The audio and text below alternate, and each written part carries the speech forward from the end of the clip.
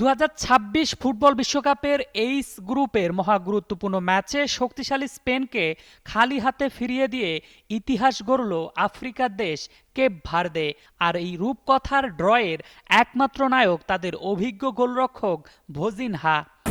আমাদের উঠে দাঁড়াতে হবে, স্পিড সকল অন্যায়ের বিরুদ্ধে রুখে দাঁড়ানোর এনার্জি পার্টনার। পুরো ম্যাচ জুড়ে স্প্যানিশ আক্রমণের যে ঝড় বয়ে গেছে তার সামনে চীনের প্রাচীর হয়ে দাঁড়িয়েছিলেন ৩৯ বছর বয়সী এই তারকা। ৭৪% বল দখলে রেখে স্পেনের নেওয়া ২৩টি শটের মধ্যে ৮টি ছিল ওয়ান টার্গেটে।